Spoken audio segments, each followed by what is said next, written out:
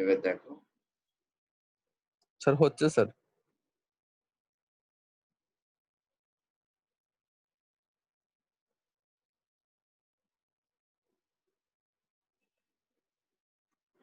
দেখতে পাচ্ছ? Yes sir. This is the most important class, most important class for us, as it is about Habermas's theory of system and life world.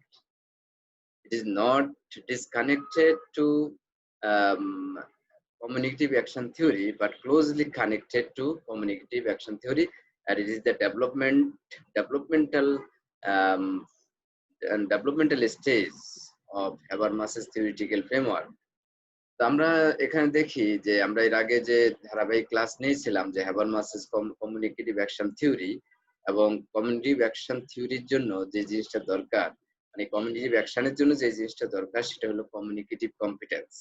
তো সেই communicative competence কিভাবে তৈরি হয়, কিভাবে communicative competence মানুষের মধ্যে আসে, ডেভেলপ করে, সেই জায়গাটা কিন্তু আমরা অনেকগুলো ফ্যাক্টর নিয়ে আলোচনা করেছি। কোন কোন ফ্যাক্টর গুলো মানুষের কমিউনিকেটিভ কম্পিটেন্সকে তৈরি করতে পারে, মানে যোগ্যতা, যোগাযোগের যে এক ধরনের ক্ষমতা, যোগাযোগ করার যে একটা এটাকে বলে যোগ্যতা, এফিসিয়েন্সি, এটা কি করে তৈরি হয়, হ্যাঁ, এবং সেটা কি করে এটাকে বলে স্পন্টেনিয়াসলি ডেভেলপ করতে পারে, সেই জায়গাটাকে আমরা আলোচনা করেছি। যেমন ধরো মার্কেটিং কমিউনিকেশন, পারপাসিভ কমিউনিকেশন এবং স্পন্টেনিয়াস কমিউনিকেশনের মধ্যে একটা পার্থক্য, বেসিক পার্থক্য রয়েছে। মার্কেটিং কমিউনিকেশনের অবজেক্টিভটা হলো এটা হলো পারপাসিভ, এবং হ্যাবারমাস নিজেই বলছে purposive action cannot be a real communicative action. Purposive অ্যাকশনটা কি, সেটা হলো তোমার কমিউনিকেশন করছে তাদের এটা ক্লায়েন্টকে মোটিভেট করার জন্য, প্রফিট ম্যাক্সিমাইজিং এর জন্য। এই জন্য হ্যাবারমাস বলছেন যখন কোন একটা গোল, কোন একটা অবজেক্টিভটাকে, মানে যেটাকে বলে স্ট্যান্ডার্ডাইজড অথবা এস্টাবলিশড অবজেক্টিভটাকে টার্গেট করে একটা মানুষ কোনো যোগাযোগ ক্রিয়ায় প্রবৃত্ত হয়, তখন কিন্তু সেই যোগাযোগ ক্রিয়াটাকে আমরা স্বাধীন এবং স্বতঃস্ফূর্ত যোগাযোগ ক্রিয়া বলতে পারি না। তো কারণ তখন মানুষ কিন্তু পারপাসিভলি কাজ করে, এর মানে হলো মানুষ তার নিজস্বতাকে ভুলে যায়। যেমন ধরো মার্কেটিং এ যখন এই যে তোমার এটাকে বলে সেলস গার্ল, তারা যে কমিউনিকেট করে, এই কমিউনিকেশনের মধ্যে একটা হলো যে মানে ম্যানিপুলেট করা, এই জন্য তারা ল্যাঙ্গুয়েজ, তাদের ভাষা, তাদের ভিন্নতা দেখা দেয়, কিন্তু এটার মধ্যে ন্যাচারালিটি থাকে না। তো এর উদ্দেশ্যটা হলো ম্যানিপুলেট করা, এবং এই ম্যানিপুলেশনের মধ্যে একটা ভ্যালিডিটি ক্লেম ক্রাইসিস রয়েছে। সেই ভ্যালিডিটি ক্লেম ক্রাইসিসটা কি, সেটা হলো দেখা যায় তারা অনেক ফলস স্টেটমেন্টও দিতে পারে। যেমন বিজনেসের মধ্যে কোনো প্রোডাক্ট বিক্রি করার জন্য তারা একটা ফলস স্টেটমেন্ট দেয়, সুতরাং এই ফলস স্টেটমেন্ট কিন্তু ভ্যালিডিটি ক্লেম না। সুতরাং আমরা যদি এই বিষয়গুলো প্রিভিয়াস বিষয়গুলো তোমরা আরো বোঝার চেষ্টা করবে, দেন আমরা বোঝার চেষ্টা করব যে হ্যাবারমাসের theory of system and life world. তো সিস্টেম এন্ড লাইফ ওয়ার্ল্ডটা একটা নতুন বিষয় মনে হয়, কিন্তু এটা আমাদেরকে বুঝতে হবে যে সিস্টেম এন্ড লাইফ ওয়ার্ল্ড মানে কি, বলতে কি বোঝায়। System, normally system is exterior source, অথবা আমরা বলতে পারি এক্সটার্নাল টার্ম, অথবা এক্সটার্নাল ফোর্স। তো সিস্টেম আমরা বলতে পারি এটা এক্সটার্নাল ফোর্স, আর life world is the internal মানে that is inherent in your life. তো লাইফ ওয়ার্ল্ড বেসিক্যালি এটাকে বলে মেন্টাল ফরমেশন, সাইকোলজিক্যাল ফরমেশন। তো সেই জায়গাটাকে আমরা বুঝতে হবে যে সিস্টেম এন্ড লাইফ ওয়ার্ল্ড, এই দুটো বিষয়টাকে আমরা বুঝতে হবে যে কিভাবে লাইফ ওয়ার্ল্ডটা মানুষের মধ্যে ডেভেলপ করে, মানুষের মধ্যে রিপ্রোডিউসড হয়, এবং সিস্টেমের সাথে লাইফ ওয়ার্ল্ডের সম্পর্কটা কি, এই বিষয়টাকে আমরা বুঝতে পারি। এই জায়গার মধ্যে আবার কিছু কানেকশন এবং ডিবেট রয়েছে। যেমন ধরো আমরা যদি ম্যাক্স ওয়েবারের কথা বলি, ম্যাক্স ওয়েবার যে সিস্টেম নিয়ে আলোচনা করেছেন এবং লাইফ ওয়ার্ল্ড নিয়ে আলোচনা করেছেন, সেটা এই শব্দটা লাইফ ওয়ার্ল্ড শব্দটা ইউজ না করলেও ভিন্নভাবে নিয়ে এসেছেন এইভাবে যে এবার ম্যাক্স ওয়েবারের থিওরি অনুযায়ী সিস্টেম হলো অর্গানাইজেশনাল এবং ব্যুরোক্রেটিক, হ্যাঁ, এবং পলিটিক্যাল। যেমন ওয়েবারের মধ্যে সিস্টেমটা হলো একটা প্রাতিষ্ঠানিকরণ। এই প্রাতিষ্ঠানিকরণটা কি? সেটা হলো ব্যুরোক্রেটিক অর্গানাইজেশনটাকে, হ্যাঁ, স্কিল অ্যান্ড ডিফারেন্সিয়েশন দিয়ে, হ্যাঁ, তোমার সাজানো। পলিটিক্যাল অথরিটি থাকবে, যে পলিটিক্যাল অথরিটি কি করে ব্যুরোক্রেটিক অর্গানাইজেশনের উপর অথরিটি কে অ্যাপ্লাই করবে। এবং সেখানে দেখা যাচ্ছে যে ব্যুরোক্রেটিক অর্গানাইজেশনকে কিভাবে রেশনালাইজ করা যায় সেই জায়গাকে ম্যাক্স ওয়েবার গুরুত্ব দিয়েছেন। এবং লাইফ ওয়ার্ল্ডের বিষয়টাকে ম্যাক্স ওয়েবার কিন্তু ডিএমফাসাইজ করেছেন। কি অর্থে? যে লাইফ ওয়ার্ল্ডের মধ্যে কি আছে? Substantive rationality. আর সাবস্ট্যান্টিভ রেশনালিটি বেসিক্যালি আমরা বলতে পারি যে ভ্যালু বেসড যে রেশনালিটি, হ্যাঁ। যেমন ধরো মানুষকে ফ্যাকচুয়াল হতে হয়, মানুষকে ট্রাস্ট ওরিয়েন্টেড হতে হয়, হ্যাঁ, মানুষের ভিতরে অনেস্টি থাকতে হয়। এই বিষয়গুলো হলো সাবস্ট্যান্টিভ রেশনালিটি। আর যেটাকে হ্যাবারমাস ম্যাক্স ওয়েবার বলেছিলেন সেটা হলো তোমার ফর্মাল রেশনালিটি। এবং ম্যাক্স ওয়েবার যে ফর্মাল রেশনালিটির কথা বলছেন, সেই ফর্মাল রেশনালিটি হলো এক্সটার্নাল। মানে এটা হচ্ছে ফর্মাল রুলস এন্ড রেগুলেশনস, হ্যাঁ, এন্ড ম্যানেজারিয়াল সিস্টেমটাকে এস্টাবলিশ করা, that is formal rationality within the system. তাহলে সিস্টেমকে রেশনালাইজ করতে হলে সেখানে ফর্মাল রেশনালিটি থাকতে হবে। এর মানে সেখানে এটাকে বলে রুলস থাকবে, রেগুলেশনস থাকবে, হ্যাঁ। তারপরে তোমার সেখানের মধ্যে এটাকে বলে অ্যাডমিনিস্ট্রেটিভ, হ্যাঁ, ফাংশনাল প্রসিডিউর থাকবে। তারপরে তোমার রেগুলেটরি মেকানিজম থাকবে, হ্যাঁ। এই বিষয়গুলোকে রেশনালাইজ করা, যে একটা অর্গানাইজেশনকে রেশনালাইজ করার জন্য কি দরকার? ফর্মাল রেশনালিটি থাকতে হবে সিস্টেমের মধ্যে, ব্যুরোক্রেটিক অর্গানাইজেশনের মধ্যে, স্টেটের মধ্যে, বিজনেস অর্গানাইজেশনের মধ্যে। এই বিষয়গুলো কিন্তু ম্যাক্স ওয়েবার গুরুত্ব সহকারে তুলে ধরেছেন। কিন্তু যে জিনিসটাকে ম্যাক্স ওয়েবার গুরুত্ব দেননি সেটা হলো সাবস্ট্যান্টিভ রেশনালিটি।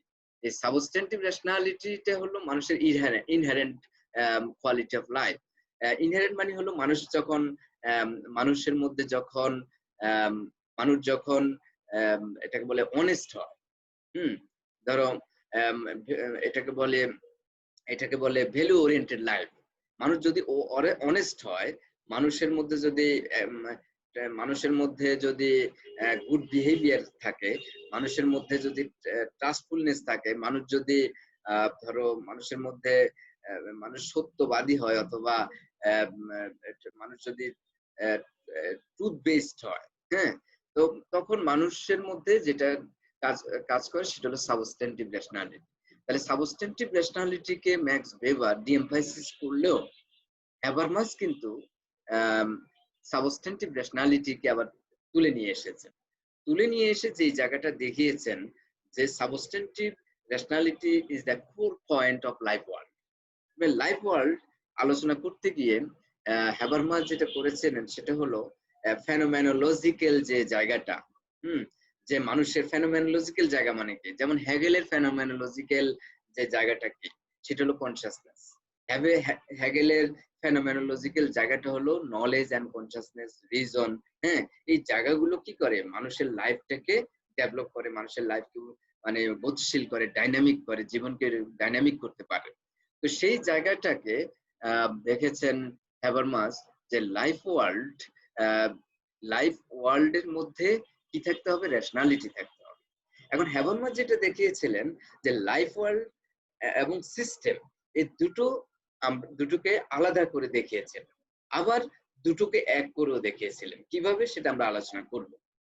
যেমন উপরে তোমরা দেখতে পাচ্ছ যে system plus life world is equal to society, হ্যাঁ। সুতরাং আমরা যদি এখন তোমাকে বলতে পারি যে what do you mean by society, হ্যাঁ, according to Habermas, society is the combination of, বা society is perceived as the combination of system and life world. So that is the complex term, system and life world. So society is complex. Society is itself a complex term.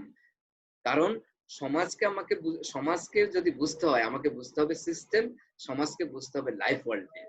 Life world আমরা কি বলি? Life world বিষয়টাকে আমরা যদি সহজ ভাষায় বলি, যেমন ধরো আমরা তোমরা যখন করো এটাকে বলে মুভি দেখো, তখন সেখানে কি বলা হয় যে কেউ কেউ বলছে যে তোমাকে ছাড়া আমি বাঁচবো না। হ্যাঁ, এর মানে তার লাইফ ওয়ার্ল্ড এর মধ্যে কি আছে? তার লাইফ ওয়ার্ল্ড মানেটা হচ্ছে হলো তার হৃদয়। হ্যাঁ, তার মন, তার যে হৃদয়টা, তার যে এটাকে বলে মাইন্ড। হ্যাঁ, তার মাইন্ডটাকেই আমরা বলতে পারি লাইফ ওয়ার্ল্ড। এই লাইফ ওয়ার্ল্ডটাকে আমরা যত সিম্পল করে দেখি না কেন, আসলে লাইফ ওয়ার্ল্ডটা অনেক কমপ্লেক্স ইস্যু। কেননা আমরা লাইফ ওয়ার্ল্ডের সাথে সিস্টেমকে আমরা আলাদা করেও দেখতে পারি, আবার ইন্টারটুইন করেও দেখতে পারি। ইন্টারটুইন মানে হচ্ছে যে লাইফ ওয়ার্ল্ডের মধ্যে সিস্টেমের একটা বিশাল একটা কানেকশন আছে, অথবা system is intertwined with the life world. হ্যাঁ, কিভাবে এই জিনিসটাকে আমরা বুঝতে হবে যে লাইফ ওয়ার্ল্ডটা হলো, যেমন যখন একটা মানুষ বলছে যে ধরো আমি বাবা বলছে যে না তুমি যে ছেলেকে বা যে ছেলেকে তুমি চুজ করেছো আমি এইটাতে রাজি না। তো তখন সে বলছে না সে আমার জীবন। এই যে সে বলছে সে আমার জীবন, দ্যাট ইজ লাইফ ওয়ার্ল্ড। তোমার লাইফ ওয়ার্ল্ড এর মধ্যে কি রয়েছে? তোমার লাইফ ওয়ার্ল্ড এর মধ্যে রয়েছে যে এক ধরনের তোমার কালচারাল রিইনফোর্সমেন্ট। হ্যাঁ, যে কালচারাল রিইনফোর্সমেন্ট রয়েছে, একটা কালচারাল অ্যাট্রিবিউটস রয়েছে। তো কালচারাল অ্যাট্রিবিউটস মানে কি? যেমন life world according to Habermas, life world is based on three components, is composed of three components: cultural reinforcement, social integration and personality. এখন কালচারাল রিইনফোর্সমেন্ট, এখন cultural reinforcement বা cultural যে component, এই বিষয়টা আমরা লাইফ ওয়ার্ল্ডের মধ্যেও দেখতে পারি, সিস্টেমের মধ্যে দেখতে পারি। যেমন যখন তোমার ফ্যামিলি বলছে তোমার ফ্যামিলি বলছে না তুমি যেটা চুজ করো সেটা আমি মানতে রাজি না, বা আমি সেটাতে ডিসএগ্রি করি। তো এই জায়গাটা লাইফ ওয়ার্ল্ডের মধ্যে কি রয়েছে? যে সিস্টেমের একটা কানেকশন রয়েছে। কারণ ও বলছে যে আমি তাকে ছাড়া বাঁচবো না, কিন্তু তার বাবা বলছে যে না আমি এটা মানি না। তো এই যে দেখা যায় লাইফ ওয়ার্ল্ডের মধ্যে কি রয়েছে? Cultural reinforcement. মানেটা হচ্ছে কেন বলছে আমি তাকে ছাড়া বাঁচবো না? কারণ সে এক ধরনের নর্ম তার ভিতরে ডেভেলপ করেছে। সে নর্মের নাম কি? নর্মের নাম হলো আমার নিজের চয়েসিং পাওয়ার। হ্যাঁ, অথবা আমার নিজের যে পছন্দ, সে পছন্দকে সে গুরুত্ব দিতে চেয়েছে বা চায়। মানেটা হলো সে বলছে I feel freedom in my life. এর মানে তোমার ফিলিংসটা কি? ফিলিংস হলো কালচারাল অ্যাট্রিবিউট, এবং ফিলিংসটা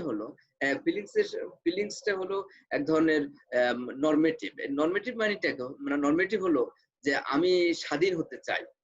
স্বাধীনতাটাকে সে একটা নর্ম হিসেবে দেখে। তাহলে মডার্ন নর্ম হিসেবে সে যখন স্বাধীনতাটাকে দেখে, তখন সে কালচারাল তখন সে লাইফ ওয়ার্ল্ডটাকে একভাবে সাজায়। এখন বাবা যখন বলছে না আমি মানি না, তারও একটা লাইফ ওয়ার্ল্ড আছে। সে কি বলে? তার কালচারাল বিষয়টা হলো সে বলছে তুমি যাকে চয়েস করেছো সেটা যদি আমি মেনে নেই, তাহলে কি করে, তাহলে আমি মানুষের সামনে মুখ দেখাও কি করে?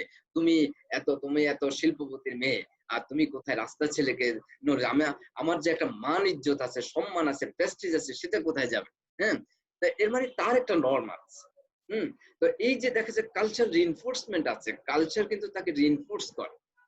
তার একটা নর্ম তাকে রিইনফোর্স করে।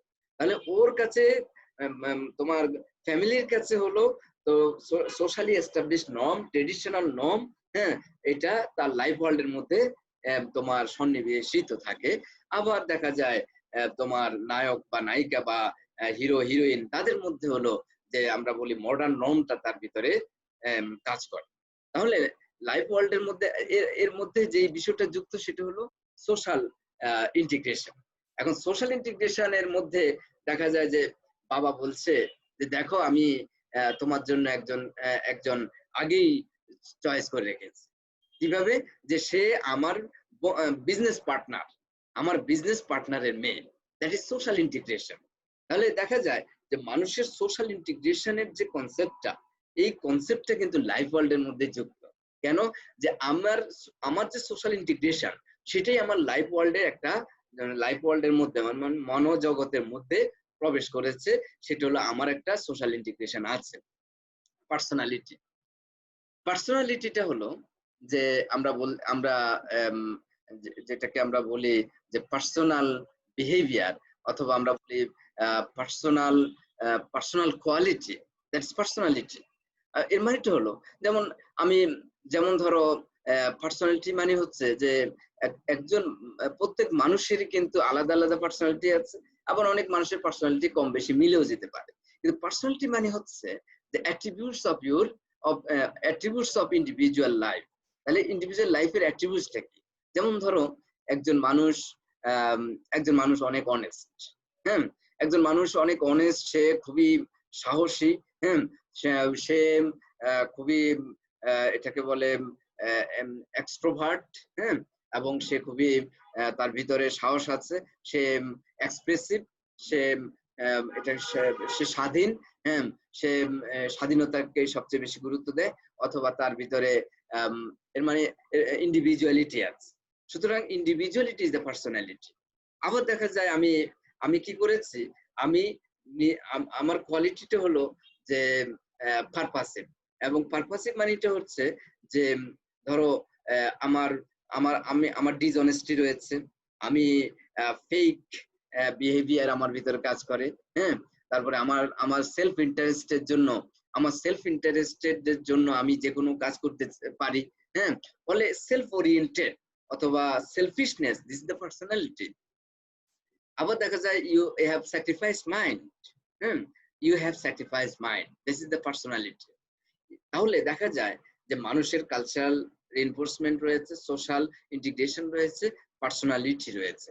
এই তিনটে বৈশিষ্ট্য কি করে, এই তিনটে বৈশিষ্ট্য, এই তিনটে উপাদান মানুষের লাইফ ওয়ার্ল্ডকে, মানুষের জীবনের মনোজগতের মধ্যে জড়িয়ে আছে। তো এই জায়গাটাকে আমাদের অ্যাড্রেস করতে হবে যে লাইফ ওয়ার্ল্ড তখন হ্যাবারমাস বলেছিলেন যে এই যে সোসাইটির মধ্যে এই যে কালচার, সোশ্যাল ইন্টিগ্রেশন, এবং পার্সোনাল অ্যাট্রিবিউটস, এই বিষয়গুলো কিন্তু লাইফ ওয়ার্ল্ডের অংশ হলো, এগুলো কিন্তু সিস্টেম থেকে আলাদা না। এগুলো কিন্তু সিস্টেম থেকে আলাদা না। কেন? সে তখন হ্যাবারমাস বলছেন যে প্রিভিয়াস সোসাইটিতে যে কালচার ছিল, সেটা লাইফ ওয়ার্ল্ডের সাথে ওতপ্রোতভাবে জড়িত ছিল। যেমন ধরো আমরা বলি যে ডুরখেইমের কালেকটিভ কনসায়েন্স। তো ডুরখেইমের যে কালেকটিভ কনসায়েন্স আইডিয়া, সে কালেকটিভ কনসায়েন্স মানে হলো, ডুরখেইম বলেছিলেন যে প্রিভিয়াস সোসাইটিতে মানুষের ইন্ডিভিজুয়ালিটি ছিল না। অ্যাকর্ডিং টু ডুরখেইম, যে প্রিভিয়াস সোসাইটিতে মানুষের ইন্ডিভিজুয়ালিটি ছিল না। প্রিভিয়াস সোসাইটিতে মানুষ সোসাইটির যে নর্মস, ভ্যালুজ, হ্যাঁ, সেটার সাথে নিজেকে কি করে ফেলেছে, জড়িয়ে রেখেছে। ফলে you can not make a distinction between life world and system.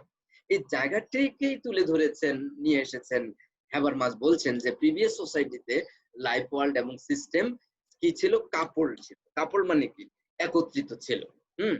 তো লাইফ ওয়ার্ল্ড এন্ড সিস্টেম দুটো জগতেই কিন্তু একত্রিত ছিল। তাহলে আমরা দেখি যে হ্যাবারমাস ডুরখেইম যেভাবে বলছেন যে collective conscience, that is the representation of the culture, this is the representation of the society.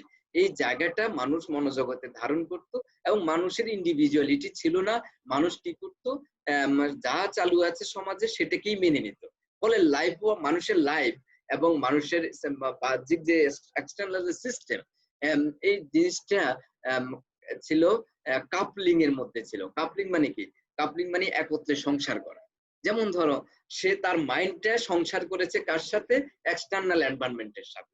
তাহলে মানুষের মাইন্ড যখন এক্সটার্নাল এনভায়রনমেন্টের সাথে সংসার করে, মানে এক্সটার্নাল এনভায়রনমেন্টের সাথে, বাহ্যিক কাঠামোর সাথে অ্যাডাপ্টেড হয়ে থাকে, অ্যাডজাস্টেড হয়ে থাকে, অথবা ইন্টার কানেক্টেড হয়ে থাকে, তখন সেই জায়গাটা কাপলড হয়ে যায়। মানে দেখা যায় তখন মানুষের সংসারই ছিল এক্সটার্নাল এনভায়রনমেন্টের সাথে।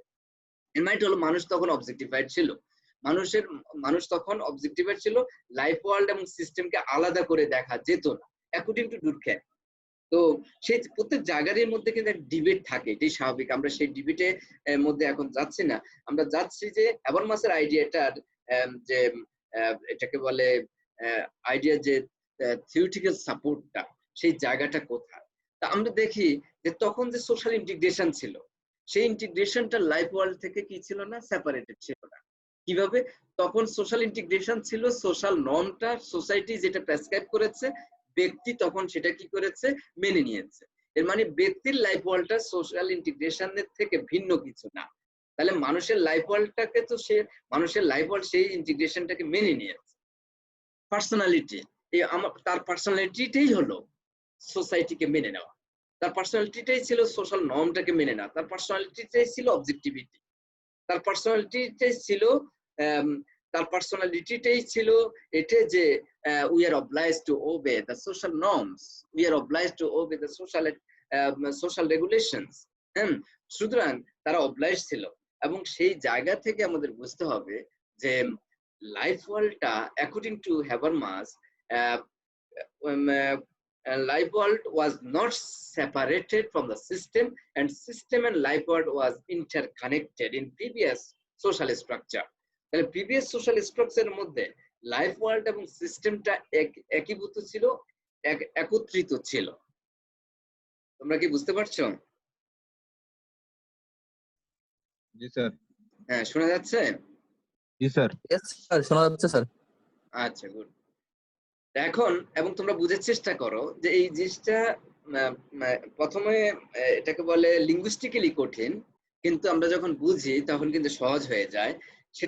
সেটা হলো আমরা কি করি, আমরা দেখি এখন রুরাল সোসাইটিতে, গ্রামীণ সমাজে আমরা দেখি যে গ্রামীণ নিয়ম কানুনগুলো আমাদের মেনে চলতে হয়, এবং গ্রামীণ নিয়ম কানুন যখন গ্রামের অধিবাসীরা মেনে চলে, তখন দেখা যায় যে তার আলাদা লাইফ ওয়ার্ল্ড নাই, তার লাইফ ওয়ার্ল্ডটাই হলো সিস্টেমকে মেনে নেওয়া। সুতরাং সিস্টেমের সাথে, যেমন আমরা বলি কি, আমরা বলি যে আমরা যখন তোমরা যখন আধুনিক গান শুনো তখন কি বলি, যে দুটো হৃদয় এক হয়ে গেছে। হ্যাঁ, দুটো হৃদয় এক হয়ে গেছে। তো দুটো হৃদয় এক হয়ে যাওয়া মানেটাই হলো coupling, that is the coupling.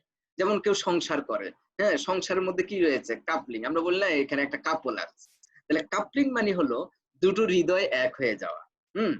এখন দুটো হৃদয় এক হয়ে যাওয়া মানেটা হচ্ছে যে আগের সমাজে প্রিভিয়াস সোসাইটিতে সিস্টেমটা ছিল একটা হৃদয়, লাইফ ওয়ার্ল্ডটা ছিল আরেকটা হৃদয়, দুটো হৃদয় এক হয়ে গেছে, এবং that is the system, and that is the combination of system and life world.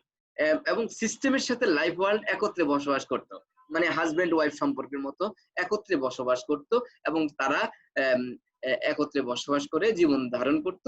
এর মধ্যে কোনো ডায়ালেকটিক্স ছিল না, according to Habermas and according to Durkheim। এখন মডার্নিটিতে যে জায়গাটাকে এমফাসিস করা হয়েছে, সেই জায়গাটা হলো যে এখন কিন্তু এই সংসার ভেঙে যাচ্ছে, according to Durkheim and according to Habermas। কি বলছে যে সংসারটা ভেঙে যাচ্ছে। সংসারটাকে সিস্টেম এবং লাইফ ওয়ার্ল্ডের মধ্যে যে একটা দীর্ঘদিনের সংসার, হ্যাঁ, সেই সংসারটা ভেঙে যাচ্ছে। আমাদের মডার্ন সোসাইটিতে যেমন সংসারগুলো এখন ভেঙে যায়, মডার্ন সোসাইটিতে দেখবে যে মানে অনেক কয়েক বছর থাকার পরে, কয়েক বছর সংসার করার পর তার আর ভালো লাগে না, হ্যাঁ, সে ভেঙে যাচ্ছে, এবার সে সেপারেটেড হয়ে যাচ্ছে। এই যে সেপারেশন, এটা বাড়ছে। আমরা দেখি যে ওয়েস্টার্ন সোসাইটিতে এখন সেপারেশন বাড়ছে, হ্যাঁ, আমাদের সমাজে এখন সেপারেশন বাড়ছে কজ অফ মডার্নিটি অথবা মডার্ন ইনফ্লুয়েন্স। হ্যাঁ, তো আমরা এই জায়গাটার মতো করে আমরা দেখি যে আগে কাপলিং ছিল, আগে একত্রে, যেমন আগে কি করতো, আগে হাজবেন্ড ওয়াইফ একত্রে বসবাস করতো মৃত্যু পর্যন্তই তাদের সম্পর্ক ঠেকানো যেত না। হ্যাঁ, মানে এটাকে বলে ফ্রম মেজরিটেরিয়ান ভিউ। এখন মেজরিটেরিয়ান পার্সপেক্টিভ থেকে দেখা যেত যে একটা কাপলিংটা ছিল দীর্ঘস্থায়ী, হ্যাঁ, লঞ্জিটিভিটি ছিল, কাপলিং এর লঞ্জিটিভিটি যে ছিল, কাপলিংটা দীর্ঘস্থায়ী ছিল। সিস্টেম এন্ড লাইফ ওয়ার্ল্ড এর মধ্যে যে কাপলিং, হ্যাঁ, একত্রে বসবাস করা, একত্রে সংসার করা, সেটা আগে ছিল, কিন্তু হ্যাবারমাস বলছে এদের এখন সেপারেশনটা হয়ে গেছে। তো তো সিস্টেম এবং লাইফ ওয়ার্ল্ডের যে সেপারেশন হয়ে গেছে, এই সেপারেশনটা আধুনিকতার একটা প্রকাশ। এই সেপারেশনটা হলো এই সেপারেশনটা হলো যে যেভাবে ফর্মাল রেশনালিটিটা সাবজেক্টিভ রেশনালিটি থেকে সেপারেটেড হয়ে গেছে। যেমন আমরা বলি হ্যাবারমাস, এটাকে বলে ম্যাক্স ওয়েবার কি বলেছে? ম্যাক্স ওয়েবার বলছেন যে সাবজেক্টিভ রেশনালিটি এবং formal rationality separated, not interconnected. হ্যাঁ, ম্যাক্স ওয়েবার বলছে যে সাবস্টেন্টিভ রেশনালিটি মানে হচ্ছে মানুষের ভ্যালুস থাকবে, এথিক্স থাকবে, হ্যাঁ, মানুষের মোরালিটি থাকবে, হ্যাঁ, মানুষের প্রয়োজনে ইনকাম কম হবে, তারপর মোরালিটি থাকবে। সাবস্টেন্টিভ রেশনালিটি মানে হচ্ছে তুমি ঘুষ খাবে না। সাবস্টেন্টিভ রেশনালিটি মানেটা হচ্ছে যে তোমার একটা তোমার একটা কি থাকবে, তোমার একটা নৈতিকতা থাকবে। হ্যাঁ, ফলে তুমি একজন যেন একটা এটাকে বলে নৈতিক মানুষ হিসেবে নিজেকে তৈরি করতে পারো। আর ফর্মাল রেশনালিটি মানিটা হচ্ছে নৈতিকতা ইম্পর্টেন্ট না।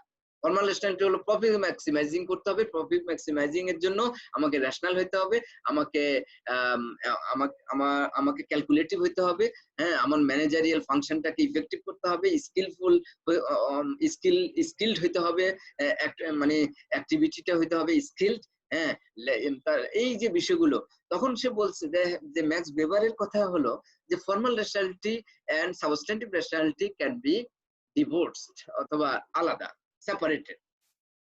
এই জায়গাটা আমরা দেখি, কিন্তু ঠিক ফর্মাল রেশনালিটি এবং সাবস্টেন্টিভ রেশনালিটি যেমন আলাদা, হ্যাঁ, তেমনি সিস্টেম এন্ড লাইফ ওয়ার্ল্ডটাও কিন্তু আলাদা। হ্যাবারমাস বলছেন যে in the modern time, through the process of evolution, we see the decoupling of system and life world. Decoupling মানে সংসার ভেঙে যাওয়া, decoupling মানে তোমার ডিভোর্স হয়ে যাওয়া, decoupling মানে সেপারেটেড হয়ে যাওয়া। হ্যাঁ, তো এখন সিস্টেম এন্ড লাইফ ওয়ার্ল্ড মানে external world and internal world, they are separated in modern time. This is the more fundamental characteristics of modernity. সেটা হলো system and life world separated. এখন এই লাইফ ওয়ার্ল্ড এর এই আলোচনা, এই যে সেপারেশন হলো, তাহলে আলোচনাটা আরো গুরুত্বপূর্ণ হয়ে গেল। সে হ্যাবারমাস তখন বলছেন যে লাইফ ওয়ার্ল্ড এবং সিস্টেম যেহেতু আলাদা হয়ে গেল, যেহেতু সেপারেটেড হয়ে গেল, তখন আমরা দেখবো যে সেপারেটেড হয়ে ওরা করছেটা কি, ওরা সেপারেটেড হয়ে কি করছে, কি কাজটা করছে। এখন সেপারেটেড হওয়ার পরে সিস্টেম লাইফ ওয়ার্ল্ডের উপর কি করছে। হ্যাঁ, আমরা যখন বলি যে দুটি হৃদয় এক হয়ে গেছে, অনেক ফ্যামিলিতে দেখবে যে দুজনই একসাথে বসবাস করে কিন্তু দুটি হৃদয় এক না। হ্যাঁ, আমরা ফিজিক্যালি বলতে পারি যে দুইজন মানুষ একসাথে বসবাস করে, কিন্তু আমরা দেখি যে এটাকে বলে ইন রিয়েলিটি দেখা যায় আসলে সংসারের মধ্যে অনেক ডোমেস্টিক ভায়োলেন্স হয়, সংসারের মধ্যে অনেক প্রবলেম হয়, অনেক কনফ্লিক্ট হয়। এর মানে দুটি হৃদয় সবসময় এক থাকে না। তো সিস্টেম এন্ড লাইফ ওয়ার্ল্ড কিন্তু দুটো হৃদয় এক না। হ্যাঁ, যদিও আমরা মনে করি কাছাকাছি, কিন্তু দুটো হৃদয় এক না। কি রয়েছে? The dialectics. কি রয়েছে? The dialectics between system and life world. তাহলে এই যে এর মানে ছিল আগে কোনো দ্বন্দ্ব ছিল না। যেমন এই জায়গাটা আলোচনা করতে গিয়ে আমরা কার্ল মার্কসের জায়গায় চলে যাই। কার্ল মার্কস বলছে কি যে প্রিমিটিভ সোসাইটিতে আগে কনফ্লিক্ট ছিল না, যে প্রিমিটিভ সোসাইটিতে আগে দ্বন্দ্ব ছিল না, প্রিমিটিভ সোসাইটিতে আগে কনফ্লিক্ট ছিল না, প্রিমিটিভ সোসাইটিতে ক্লাস স্ট্রাগল ছিল না, ক্লাস কনফ্লিক্ট ছিল না, ক্লাস ছিল না। এবং ক্লাসলেস সোসাইটি ছিল, সবাই একসাথে মিলেমিশে থেকেছে অ্যাকর্ডিং টু কার্ল মার্কস। তো সেই জায়গার সেই একই রকম করে ভিন্নভাবে নিয়ে এসেছেন, একই রকম করে কিন্তু ভিন্নভাবে নিয়ে এসেছেন হ্যাবারমাস, যে না, class is not important factor, the system and life world is the important factor. The system এর মানে ক্লাসের জায়গা থেকে সরে এসে হ্যাবারমাস তখন বলছেন যে সোশ্যাল সিস্টেম, এই যে সিস্টেমটা এক্সটার্নাল যে এনভায়রনমেন্ট, হ্যাঁ, সিস্টেম মানে কি? সিস্টেম মানে হচ্ছে যে তোমার এটাকে বলে varieties of structures. Varieties of structures মানে একটা ফ্যামিলি, একটা অর্গানাইজেশন, সেখানে ইনস্টিটিউশন আছে, জুডিশিয়ারি সিস্টেম আছে, জুডিশিয়ারি অর্গানাইজেশনাল রুলস রেগুলেশন আছে, হ্যাঁ, স্টেট আছে, স্টেটের মধ্যে আলাদা রুলস রেগুলেশন, কন্ট্রোলিং মেকানিজম, হ্যাঁ, সুপারভিশন সবকিছু আছে। তারপর ইকোনমির মধ্যে কি রয়েছে? স্ট্রাকচার আছে, এবং ইকোনমির মধ্যে অর্গানাইজেশনাল সিস্টেম রয়েছে। তাহলে আমরা দেখি এই যে স্ট্রাকচারাল জায়গাগুলো, এই স্ট্রাকচারাল জায়গাগুলো প্রত্যেকেও কিন্তু আবার আলাদা আলাদা সেপারেটেড হয়ে গেছে। তাহলে স্ট্রাকচারাল ডেভেলপমেন্টে কি হয়েছে? স্ট্রাকচারাল ডেভেলপমেন্টের একটা ফান্ডামেন্টাল ফিচার হলো ডিফারেন্সিয়েশন। ডিফারেন্সিয়েশন মানে কি? ডিফারেন্সিয়েশন মানে ফ্যামিলি, জুডিশিয়ারি, স্টেট, ইকোনমি এই সেপারেট। যেমন আগে ফ্যামিলির মধ্যে কনফ্লিক্ট হলে ফ্যামিলি ছিল, ফ্যামিলি কি করতো? ফ্যামিলি এটা মানে বিচার করতো। ফ্যামিলির কনফ্লিক্ট ফ্যামিলি বিচার করতো। তারপরে এটাকে বলে ইকোনমিক অর্গানাইজেশনের মধ্যে কনফ্লিক্ট হলে তারাই মীমাংসা করতো। আগে রুরাল সোসাইটিতে রুরাল স্ট্রাকচারের মধ্যে প্রবলেম হলে তারাই মীমাংসা করতো, সালিশ করতো। কিন্তু দেখা গেছে যে স্ট্রাকচারাল ডেভেলপমেন্টের একটা ফান্ডামেন্টাল ফিচার হলো ডিফারেন্সিয়েশন। ডিফারেন্সিয়েশনটা কি? মানেটা কি? Family as separate organization, judiciary as separate organization, state as separate, economy as separate. এর মানেটা হলো যে family and economy, family and economy কিন্তু এটাকে বলে একসাথে চলে না। ইকোনমি একভাবে চলে, ফ্যামিলি একভাবে চলে। ফ্যামিলি একটা অর্গানাইজেশনাল সিস্টেম এবং ফ্যামিলির মধ্যে কি রয়েছে? ইনস্টিটিউশনাল ফ্রেমওয়ার্ক রয়েছে, হ্যাঁ, এবং সেটার ফ্যামিলির মধ্যে নর্মস আছে, ভ্যালুজ আছে, রুলস আছে, হ্যাঁ, নিয়ম কানুন আছে, সেটা মানতে হয়। ইকোনমিক অর্গানাইজেশনের মধ্যেও কিন্তু আলাদা রুলস রেগুলেশন নিয়ম কানুন মানতে হয় এবং প্রত্যেকটার মধ্যে একটা সেপারেট রুলস এন্ড রেগুলেশনস আছে এবং জুডিশিয়ারি সিস্টেমের মধ্যে সেপারেট রুলস এন্ড রেগুলেশনস আছে। এবং জুডিশিয়ারি এন্ড এক সময় দেখা যেত যে যখন রাজতান্ত্রিক শাসনের মধ্যে ছিল জুডিশিয়ারি এন্ড স্টেট ছিল একই হতো। স্টেট এন্ড জুডিশিয়ারি বলতে আলাদা করা যেত না। কিন্তু ডেমোক্রেসির জায়গাগুলো থেকে বলছে যে judiciary is separated from the role of the state. কারণ এটাকে বলে জুডিশিয়ারির মধ্যে একটা কি ছিল? অটোনমি ছিল। এবং এই যে autonomous rules and regulations develop করার যে জুডিশিয়ারি একটা ফাংশন, এটা কিন্তু আলাদাভাবে তোমার কার্যকর হয়েছে। তাহলে স্ট্রাকচারাল ডেভেলপমেন্টটাকে দেখিয়েছে this is the system, structural development within the system. এর মানেটা হলো স্ট্রাকচারাল ডেভেলপমেন্ট এটা মডার্নিটি একটা বিষয়, একটা গুরুত্বপূর্ণ বৈশিষ্ট্য এবং সেখানে ডিফারেন্সিয়েশন সেটা কিন্তু একটা গুরুত্বপূর্ণ ভাবে একটা মানে আধুনিক প্রতিষ্ঠানগুলোকে মানে আধুনিক প্রতিষ্ঠানের চরিত্রগুলোকে, আধুনিক প্রতিষ্ঠানের বৈশিষ্ট্যকে প্রকাশ করেছে। তো এই জায়গা থেকে আমরা তখন কি দেখতে পারি? সেটা হলো যে হ্যাবারমাস তখন দেখছেন যে একটা লাইফ ওয়ার্ল্ড এবং সিস্টেমের মধ্যে এক ধরনের যে সুসম্পর্ক, হ্যাঁ, ঘনিষ্ঠতা, এটা দুর্বল হয়ে গেছে। হ্যাঁ, সেপারেটেড হলে, যেমন কেউ যদি সেপারেটেড হয় তখন বুঝেই যায় যে তাদের মধ্যে ঘনিষ্ঠতার অভাব, এবং অনেক সময় দেখবে সেপারেটেড হলে দেখা যায় তাদের মধ্যে এক ধরনের শত্রুতা, এগুলো আরো বাড়তে থাকে। এখন দেখা যায় এই যে সেপারেশন, হ্যাঁ, যেমন আগে ছিল জয়েন্ট ফ্যামিলি, হ্যাঁ, এখন হয়েছে কি তোমার নিউক্লিয়ার ফ্যামিলি। তো জয়েন্ট ফ্যামিলি মানেটা হচ্ছে যে সবাই একই সাথে থাকবে, একই সাথে বসবাস করবে। কিন্তু যখনই সেপারেটেড হয়ে গেছে, প্রত্যেকটা নিউক্লিয়ার ফ্যামিলি তৈরি হয়ে গেছে, জয়েন্ট ফ্যামিলি ভেঙে গেছে, তখন দেখা গেছে যে সেই জায়গাগুলো ভিন্নভাবে ফাংশন করছে। আগের মতো সেই অ্যাফিলিয়েশন, আগের মতো সেই ইন্টিগ্রেশন, আগের মতো সেই অ্যাফেকশন, সেগুলো কিন্তু এইভাবে কাজ করছে না। ফলে কি দেখা যাচ্ছে? দেখা যাচ্ছে সম্পত্তির উপর, যে প্রত্যেকে যখন নিউক্লিয়ার ফ্যামিলি হয়ে গেছে, তখন তারা প্রত্যেকের নিউক্লিয়ার ফ্যামিলিকে ডেভেলপ করার জন্য তারা তখন কি করে? পৈতৃক সম্পত্তির উপর এক ধরনের ভাগ বাটোয়ারা, ডিস্ট্রিবিউশন, হ্যাঁ, এই জিনিসটা করতে গিয়ে একে অপর প্রভাব বিস্তার করতে থাকে এবং সেখানে দেখা গেছে যে একটা ডায়ালেকটিক্স কাজ করে। তাহলে আমরা দেখি যে জয়েন্ট ফ্যামিলি যখন নিউক্লিয়ার ফ্যামিলি হয়ে যায় এবং প্রত্যেকের মধ্যে তখন আমরা ডায়ালেকটিক্সটা আরো বেশি স্পষ্ট হয়। হ্যাঁ, জয়েন্ট ফ্যামিলির মধ্যেও ডায়ালেকটিক্স আছে, কিন্তু সেটা অস্পষ্ট ভাবে কাজ করে। স্পষ্ট হয় ভেঙে যাওয়ার মধ্য দিয়ে। কিন্তু যখন ভেঙে যায় তখন তাদের রোলগুলো আরো বেশি পরিষ্কার হয়, পরিষ্কার ভাবে বোঝা যায়। তাহলে আমরা দেখি যে হ্যাবারমাস কি বলছেন? হ্যাবারমাস বলছেন যে life world and system is conflictual, and life world and system is conflictual, but the communicative action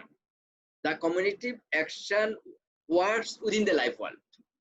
The community action is important in for understanding for understanding life world and system. তাহলে কমিউনিটিভ action কাজ করে কোথায়? Life ওয়ার্ল্ডের মধ্যে। কিভাবে? Community অ্যাকশনের কাজই হলো রিচিং আন্ডারস্ট্যান্ডিং। আমি এর আগে গত ক্লাসে বলেছিলাম যে কমিউনিটিভ অ্যাকশনের কাজটা হলো রিচিং আন্ডারস্ট্যান্ডিং, অথবা আমরা বলি যে reaching in a consensus. Community অ্যাকশনের কাজটা হলো আমাদেরকে একটা কনসেনসাসে বুঝতে হবে, একটা সমঝোতায় বুঝতে হবে। হ্যাঁ, তো তো সুতরাং আমি যেমন ধরো কেউ যখন অ্যাফেয়ারে জড়ায়, হ্যাঁ, তখন সে তাদের ভিতর কি কাজ করে, তারা কেন অ্যাফেয়ার করছে? অ্যাফেয়ার মানেটা হচ্ছে যে আমাদেরকে একটা কনসেনসাসে বুঝতে হবে, আমাদেরকে ডিসিশনে বুঝতে হবে। আমরা পরস্পরকে বুঝবো, বুঝার মধ্য দিয়ে এখন পরস্পরকে বুঝার মধ্য দিয়ে কি হয়? এক ধরনের ল্যাঙ্গুয়েজ, হ্যাঁ, ল্যাঙ্গুয়েজ শেয়ারিং হয়। ল্যাঙ্গুয়েজ শেয়ারিং মানে হচ্ছে পরস্পরের ধ্যান ধারণাগুলো ল্যাঙ্গুয়েজ দিয়ে প্রকাশ করে, এবং ল্যাঙ্গুয়েজ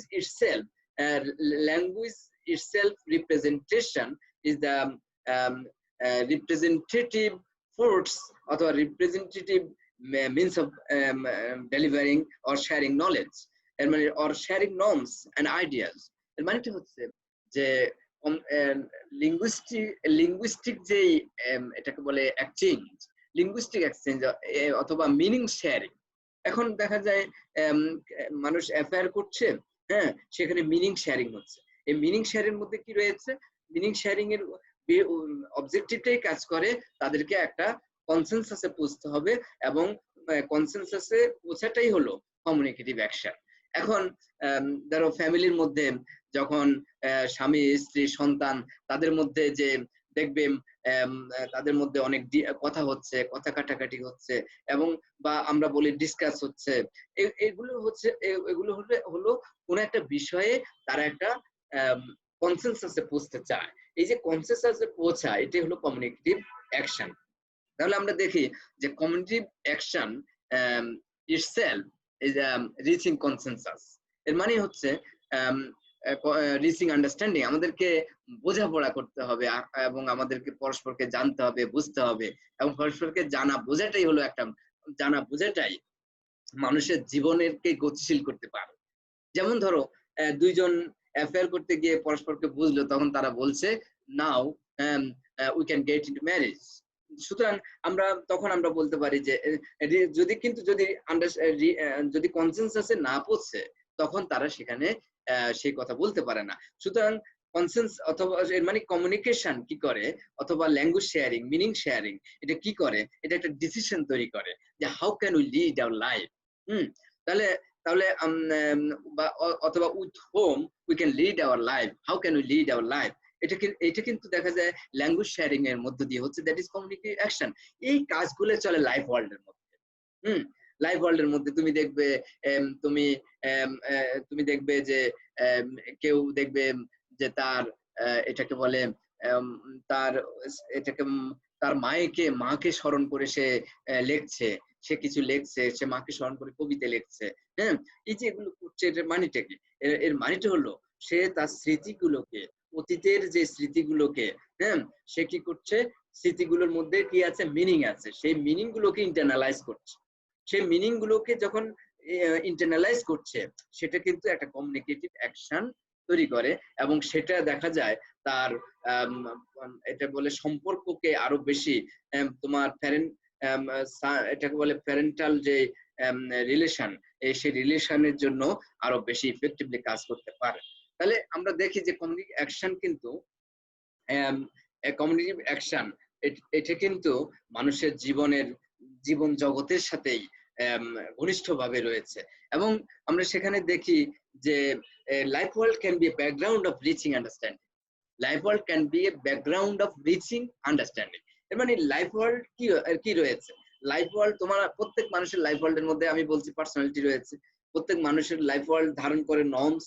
হ্যাঁ, সেই নর্মস ট্র্যাডিশনাল নর্ম হতে পারে, মডার্ন নর্ম হতে পারে, হ্যাঁ, অথবা নন ট্র্যাডিশনাল, নন মডার্ন, হ্যাঁ, নর্ম হতে পারে, এবং ভ্যালুস থাকতে পারে, ভিন্ন কোনো ভ্যালুস তৈরি হতে পারে, অথবা রিলিজিয়াসিটি থাকতে পারে, অথবা সেকুলার বিলিফ ইন সেকুলারিটি, অথবা বিলিফ ইন সেকুলারিজম, সেটাও থাকতে পারে।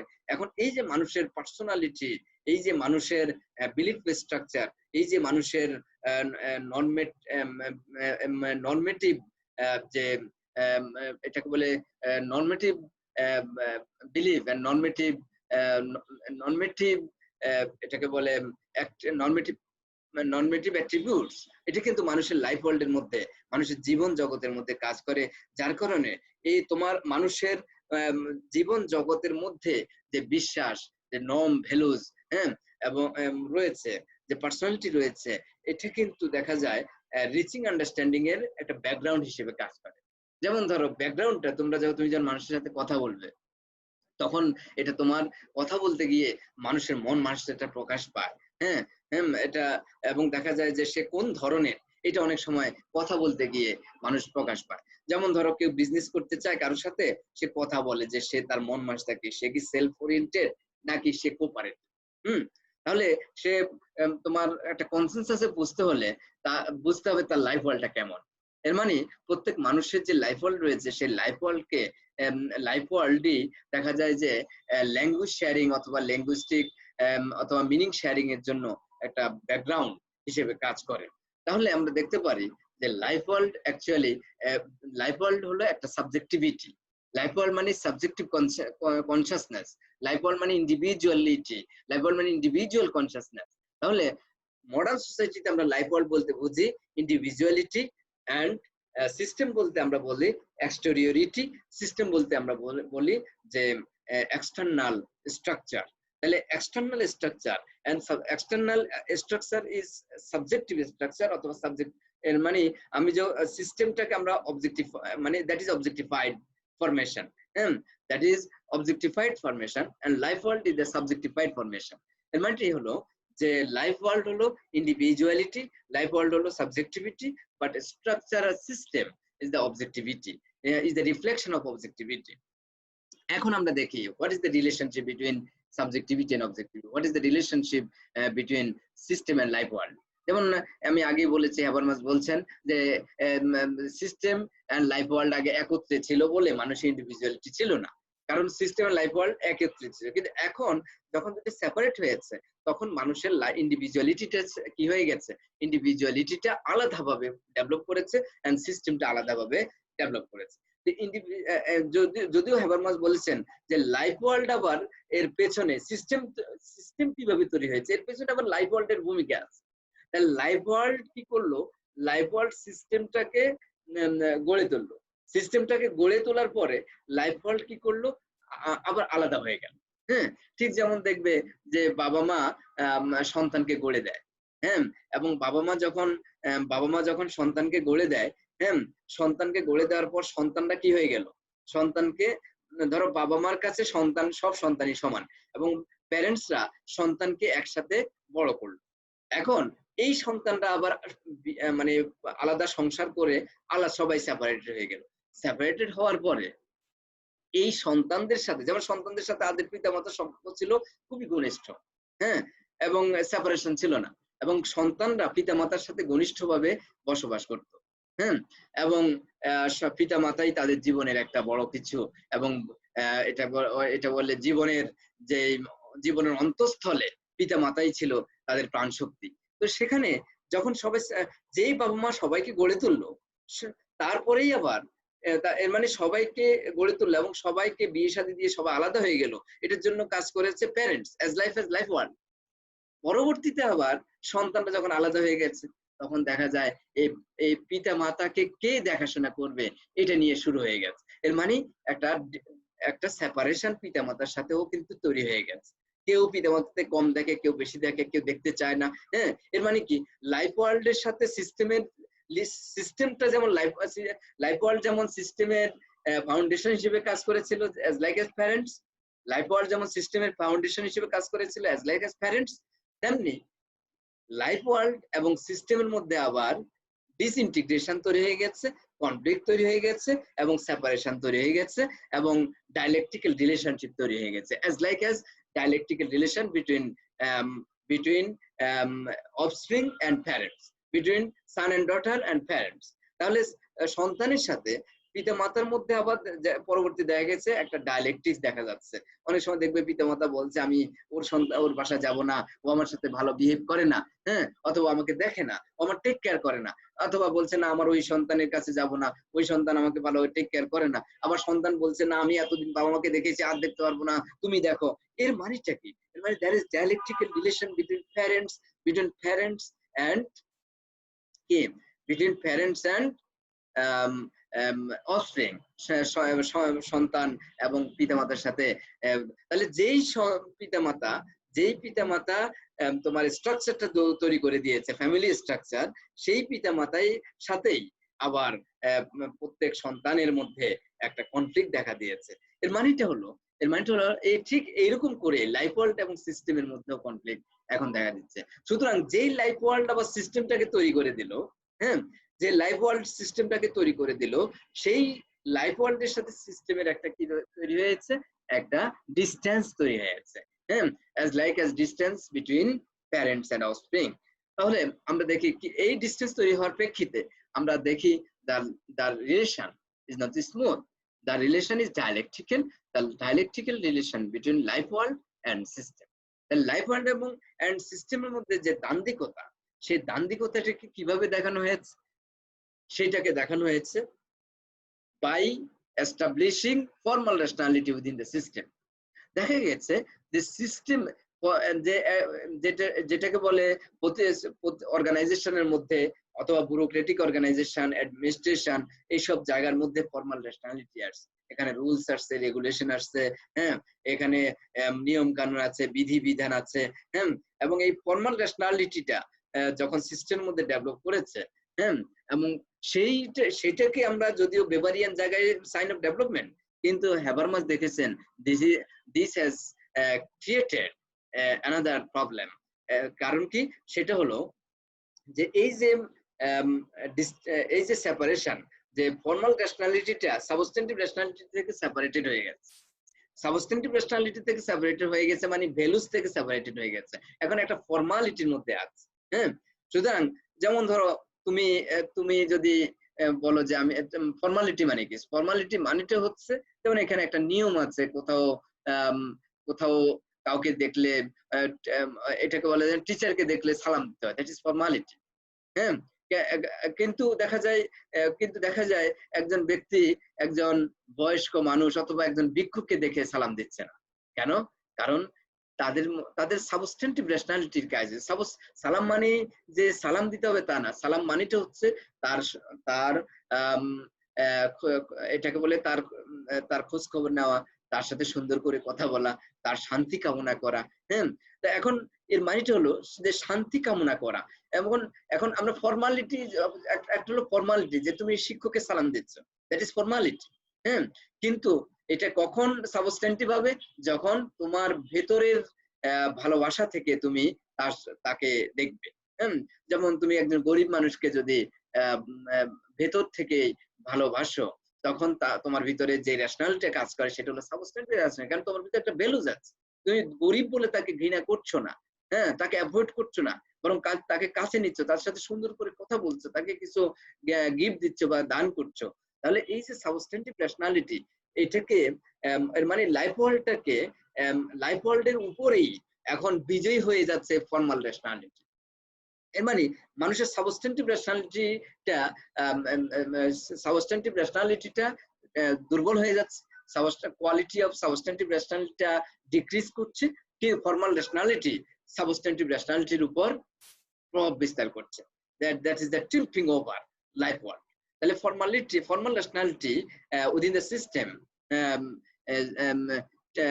কি করছে? Tilt over life world. তাহলে এই যে জীবন আমার মনোজগতের উপর প্রভাব বিস্তার করে আছে ফর্মাল রেশনালিটি, এটা যখন প্রভাব বিস্তার করে তখন এটাকে আমরা বলি আয়রন কেজ, যে আমরা বলি এই নিয়ম কানুনের ভিতর থাকতে থাকতে আমি অতিষ্ঠ হয়ে গেছি। এই কথাটা কখন বলেছে? আমার লাইফ ওয়ার্ল্ডের উপর সে প্রভাব বিস্তার করছে। ফর্মাল রেশনালিটি আমাকে কি করছে? ফর্মাল রেশনালিটি অনেক সময় আমাদের লাইফটাকে কলোনাইজ করে ফেলেছে। যেমন এই জন্য হ্যাবারম্যান বলছে যে our life world is colonised, our life world is being colonised by the system। কিভাবে হচ্ছে? Formal rationality as the core component of the system। তাহলে ফর্মাল রেশনালিটি কি করছে? আমার লাইফ ওয়ার্ল্ডকে রেগুলেট করছে। রেগুলেট করার কারণে দেখা যাচ্ছে তুমি কোনো মানুষের সাথে যে একটা স্বাভাবিক সম্পর্কগুলো সেগুলো কিন্তু বজায় রাখতে পারছো না। ফলে হ্যাঁ, তোমার ফর্মাল অর্গানাইজেশন হচ্ছে, ফর্মাল রেশনালিটির মধ্য দিয়ে ফর্মাল প্রাতিষ্ঠানিক যে ডেভেলপমেন্ট সেগুলা হচ্ছে, কিন্তু তোমার লাইফ ওয়ার্ল্ডটা কিসের মধ্যে আছে? তোমার লাইফ ওয়ার্ল্ড দেখা যায় একটা স্বাধীন স্বতঃস্ফূর্ত ভাবে যে অনেক সামাজিক সম্পর্ক বজায় রাখা সেগুলো করতে পারছে। অনেকে বলে যে যে আমি হসপিটালে জব করি, আমার কি শুক্রবার কি শনিবার কিছু বুঝি না।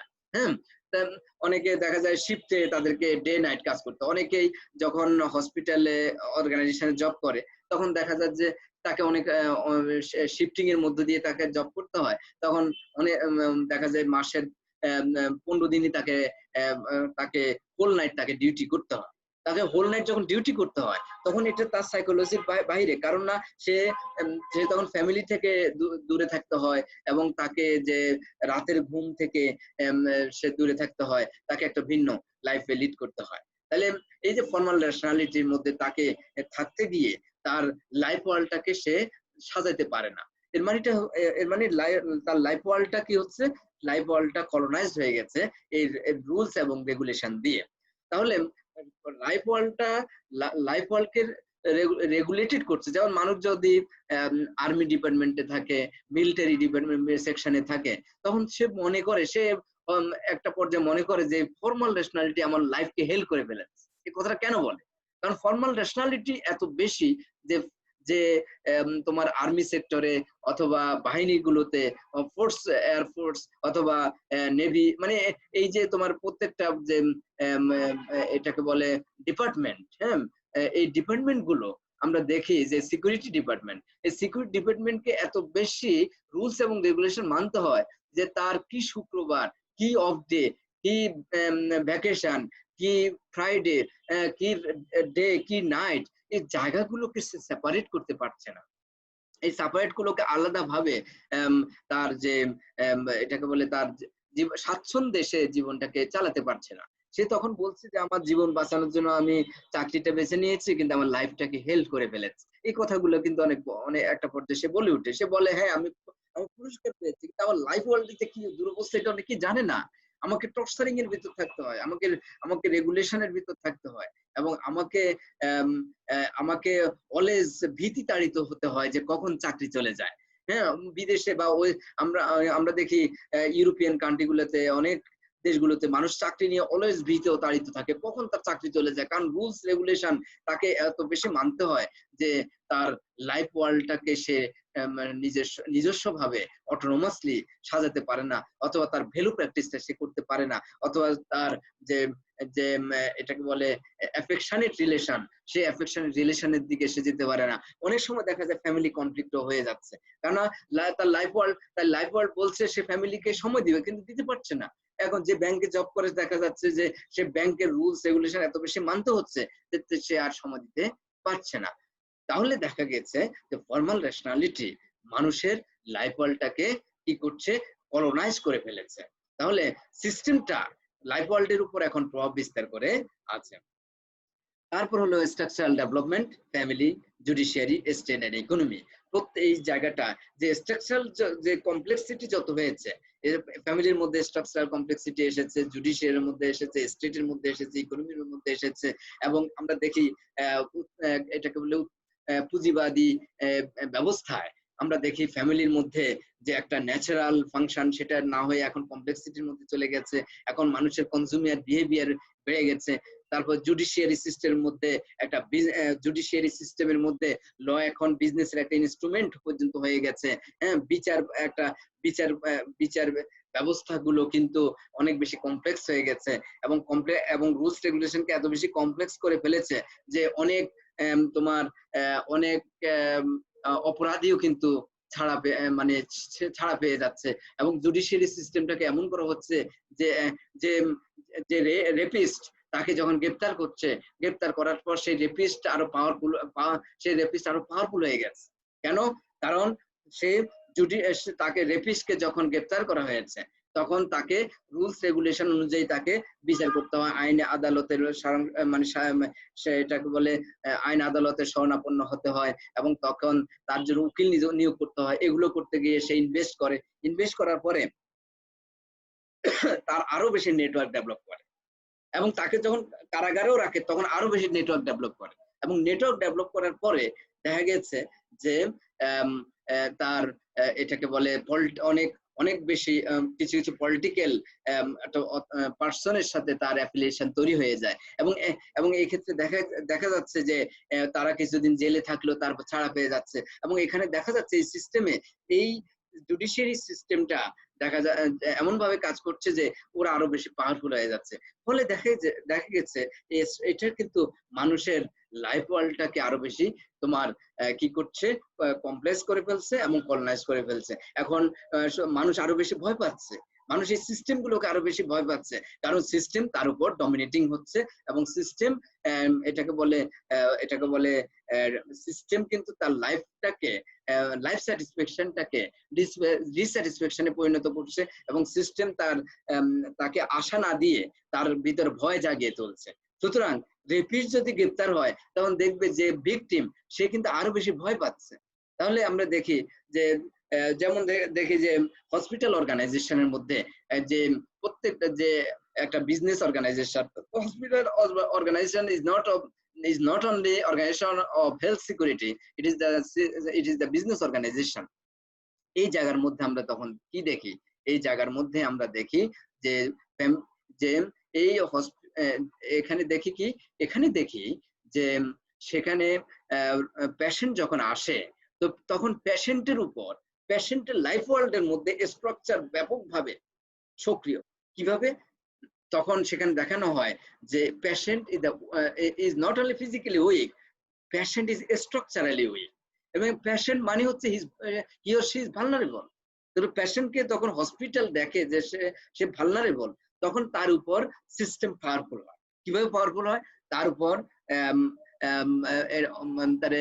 তাকে নিয়ে তাকে মেডিকেশনে নিয়ে যাওয়া হচ্ছে, তাকে টেস্ট দেওয়া হচ্ছে, তাকে প্রেসক্রাইবিং এর মধ্যে রাখা হচ্ছে, হ্যাঁ, তাকে সার্ভিলেন্স এর মধ্যে রাখা হচ্ছে, এবং সেখানে দেখা যাচ্ছে যে সে মারাত্মক ভাবে সিস্টেম দ্বারা রেগুলেটেড হচ্ছে।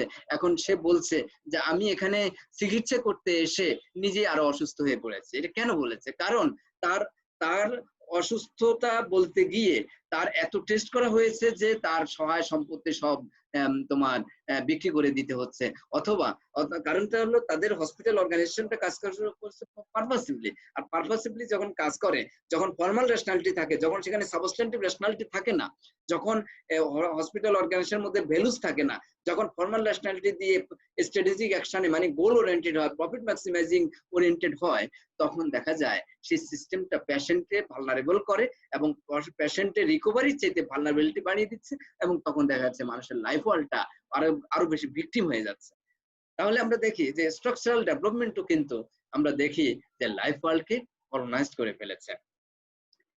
তারপর আমরা দেখি সোশ্যাল ইন্টিগ্রেশন, কিভাবে সোশ্যাল ইন্টিগ্রেশন কিভাবে তোমার লাইফ ওয়ার্ল্ডকে উপর প্রভাব বিস্তার করে আছে, এবং সোশ্যাল ইন্টিগ্রেশন, এবং আমরা দেখি যে social integration based on consensus or based on action system. এখন আমরা দেখি যে সোশ্যাল ইন্টিগ্রেশন কি করছে, সোশ্যাল ইন্টিগ্রেশন এর মধ্যে কি কাজ করে? হারমোনিটিক কাজ করে।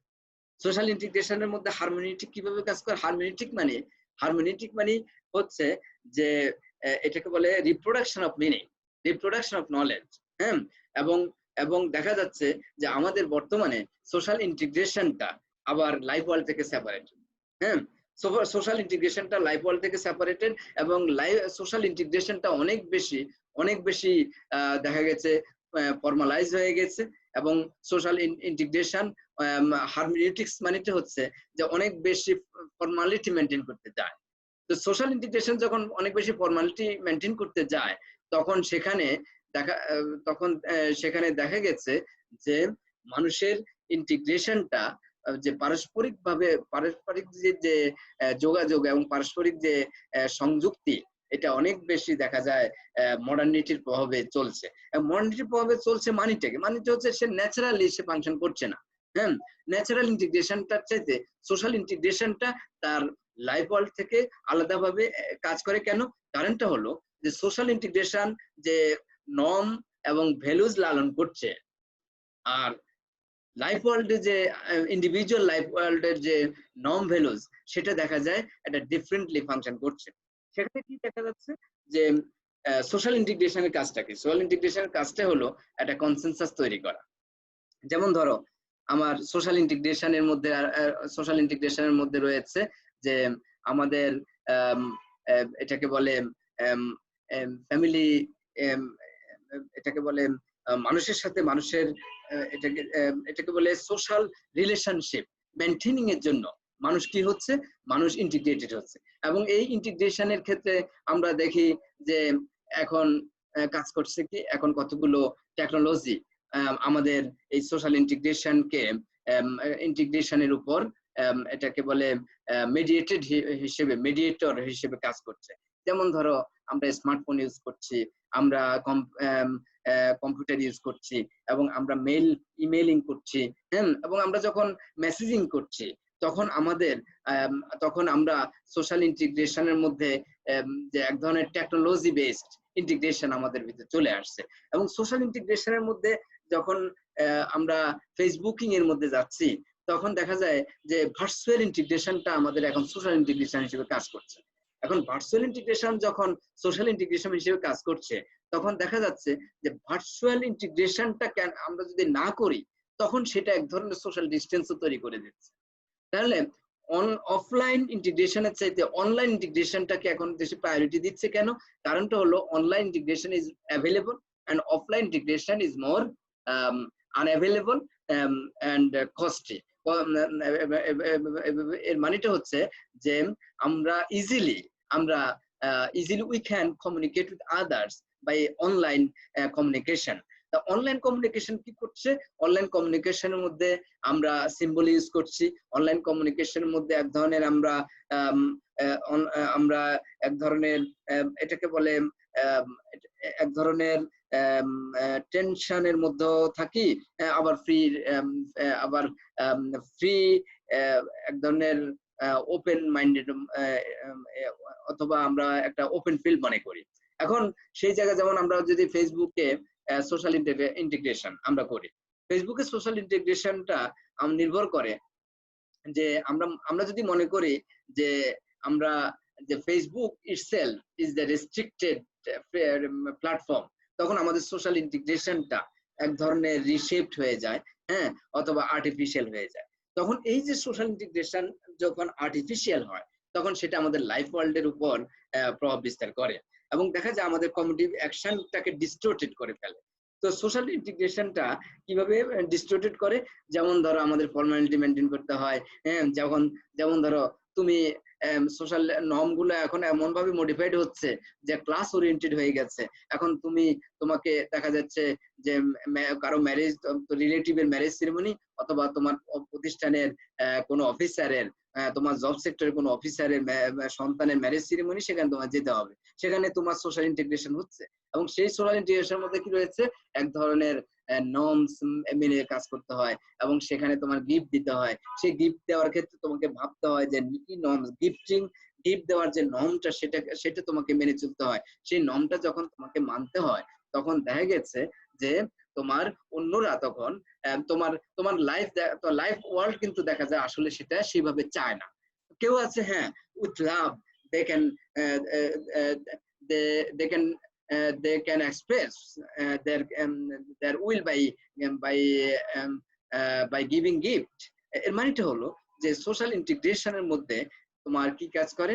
সোশ্যাল ইন্টিগ্রেশনের মধ্যে কতগুলো সিম্বলিক ক্রাইটেরিয়া কাজ করে, সিম্বলিক এলিমেন্ট কাজ করে এবং সেখান থেকে তোমাকে গিফটিং এর মধ্যে দিয়ে তোমাকে রিলেশনশিপ বিল্ড আপ করতে হয়, হ্যাঁ।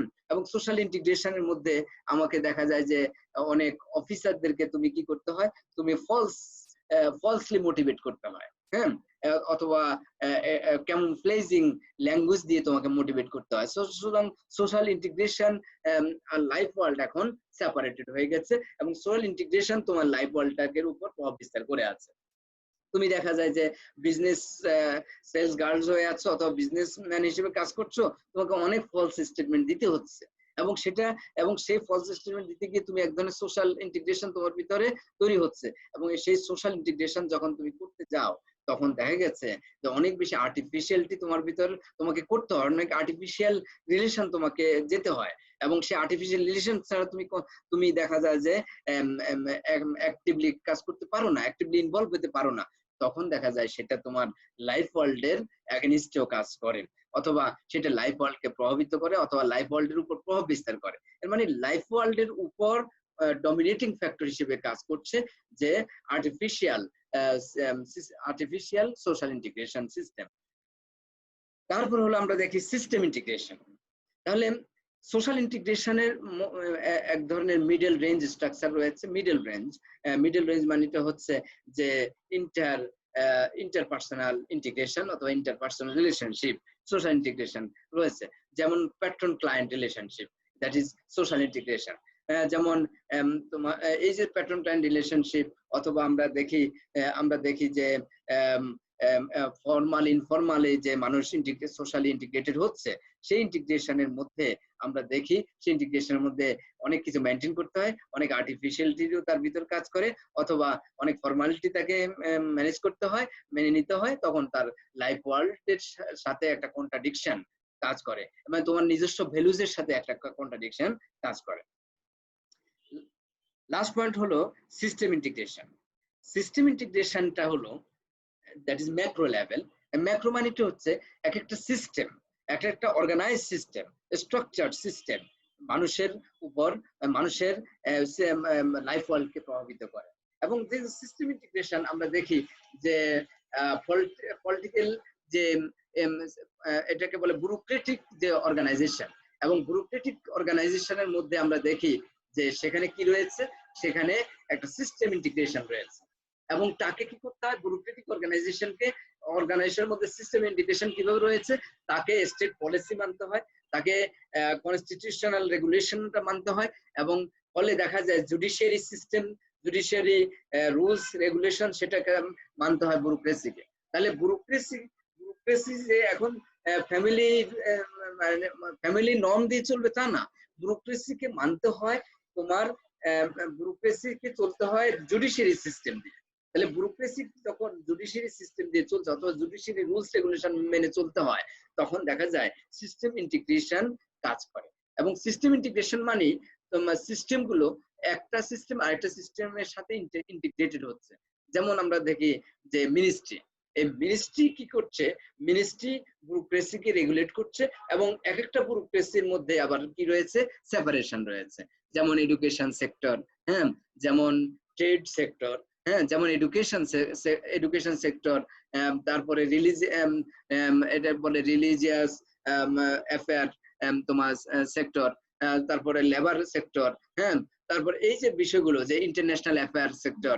তাহলে এই যে বিষয়গুলো যে প্রত্যেকটা সেক্টর কিন্তু আলাদা, কিন্তু আবার প্রত্যেককে আবার কোলাবোরেশন থাকতে হয়, ইন্টিগ্রেশন থাকতে হয়। যেমন আমরা দেখি একটা কোভিড মেইনটেনেন্স করতে হলে দেখা যায় আমরা সিস্টেম ইন্টিগ্রেশনকে আমরা দেখি। কিভাবে দেখি, সেখানে ব্যুরোক্রেসির বিশাল ফাংশন রয়েছে, হ্যাঁ, এবং ব্যুরোক্রেসির হেলথ, এটাকে বলে গভর্নমেন্ট হেলথ সেক্টর কাজ করতে হয় এবং হসপিটাল অর্গানাইজেশন কাজ করতে হয় এবং হসপিটাল অর্গানাইজেশন কাজ করার সাথে সাথে আবার দেখা যায় যে যারা কোভিড এর কারণে অভাবী তাদের ব্যাপারে দায়িত্ব নিতে হয় ব্যুরোক্রেসিকে, এবং তাদের ব্যাপারে বিভিন্ন অর্গানাইজেশনকে দায়িত্ব নিতে হয়, প্রাইভেট অর্গানাইজেশনকে দায়িত্ব নিতে হয়, পাবলিক অর্গানাইজেশনকে দায়িত্ব নিতে হয়। আবার দেখা যায় এটাকে বলে এটা মিনিস্ট্রি পলিসিটাকে মেনে নিতে হয়, এডুকেশন পলিসির কারণে এখন সেটা অনলাইন এডুকেশনের মধ্যে এখন চলে গেছে। এর মানেটা কি, সিস্টেম ইন্টিগ্রেশন। এর মানে যেমন আমাদের এডুকেশন সিস্টেম এখন অনলাইন সিস্টেম, প্রাইভেট ইউনিভার্সিটি বা প্রাইভেট স্কুল কলেজ বা পাবলিক স্কুল কলেজ এগুলো কেন এখন অনলাইন সিস্টেম, কারণ we have to maintain system integration. এই সিস্টেম ইন্টিগ্রেশনটা কি? এই সিস্টেম ইন্টিগ্রেশনটা হলো আমাদেরকে মেইনস্ট্রিম আনতে হয়, আমাদেরকে গভর্নমেন্ট রেগুলেশন, গভর্নমেন্ট অথরিটি মানতে হয়, এবং আমাদেরকে এবং দেখা যায় ব্যুরোক্রেটিক রেগুলেশনটাকে মেনে চলতে হয়। আবার দেখা যায় যে আইসিটি সেক্টরের রুলস রেগুলেশনও মানতে হয়। তাহলে এইভাবে আমরা কি দেখি? আমরা দেখি যে সিস্টেম ইন্টিগ্রেশন কি করে, সিস্টেম ইন্টিগ্রেশন একটা ডিসিশন তৈরি করছে, সেই ইন্টিগ্রেশনটা অবজেক্টিভলি আমাদের কাছে চলে আসে, এবং সেটা আমরা সাবজেক্টিভলি মানতে পারি, নাও মানতে পারি। আমরা ওভারঅল দেখি এখন যেমন অনলাইন এডুকেশন সিস্টেম, এটা দেখা যায় অনেক স্টুডেন্টরা দেখা যায় মানতে চায়নি। কেন মানতে চায়নি? তারা বলছে যে এখানে ইন্টারনেট ইন্টারাপশন আছে, অথবা online is creating hazard, online is creating mental hazard, or online education is losing our attention. তাহলে আমরা দেখি যে তখন আমরা দেখি যে আমাদের লাইফ ওয়ার্ল্ডটাকে কলোনাইজ হয়ে যাচ্ছে সিস্টেম ইন্টিগ্রেশন দিয়ে। এর মানেটা হচ্ছে যেমন সিস্টেম ইন্টিগ্রেশনটা, যে আমাদের লাইফ ওয়ার্ল্ডটাকে যখন সিস্টেম ইন্টিগ্রেশন কলোনাইজ করে ফেলছে, তখন আমরা কি দেখি? আমরা দেখি যে আমাদের পার্সোনাল বিহেভিয়ার ভিন্ন হয়ে যাচ্ছে। অনেক সময় দেখি আমাদের পার্সোনালিটির মধ্যে যে প্যাশন ছিল, প্যাশনস অনেক সময় চেঞ্জ হয়ে যাচ্ছে।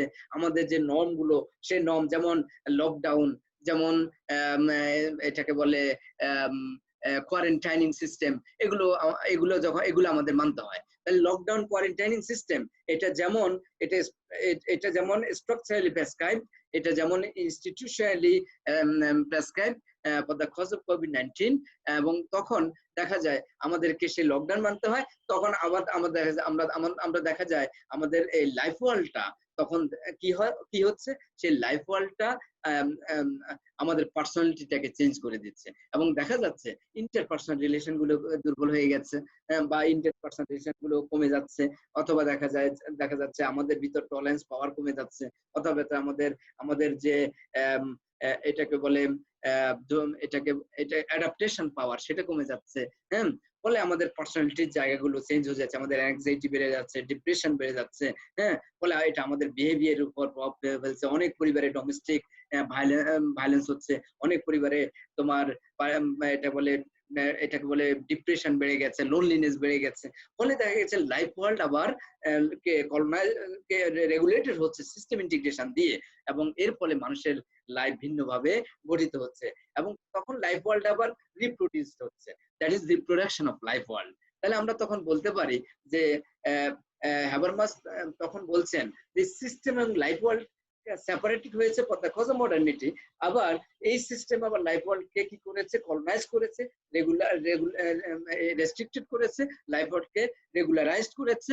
কিন্তু সেই জায়গাটাকে যদি আমরা কাপলিং করতে না পারি, তাহলে কিন্তু আমরা সেই ডমিনেশনের মধ্যেই থাকবো, আমরা ইমানসিপেশনের মধ্যে আসতে পারবো না।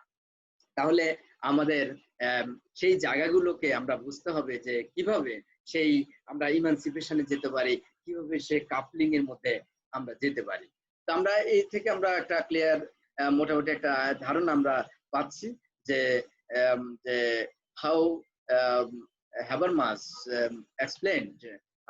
explained the system and life world in the context of modernity and in the from sociological perspective.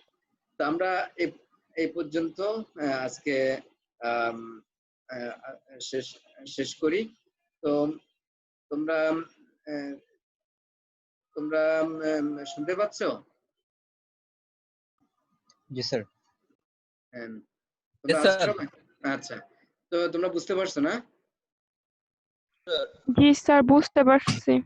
আচ্ছা, তো ঠিক আছে, আজকে যেহেতু সময় নেই, আমার আরেকটা ক্লাস আছে, তো যাই হোক তোমরা এগুলোকে শুনে আবার চিন্তা করো। দেন যদি কোনো রেকর্ডিং করার পরে রেকর্ডিং থেকে শোনার পরে যখন কোনো প্রশ্ন তৈরি হবে, সেগুলো লিখে রাখবে, এবং কোশ্চেনিং অ্যানসারিং সেশনে তোমরা তখন সেই কোশ্চেন আমাকে করবে।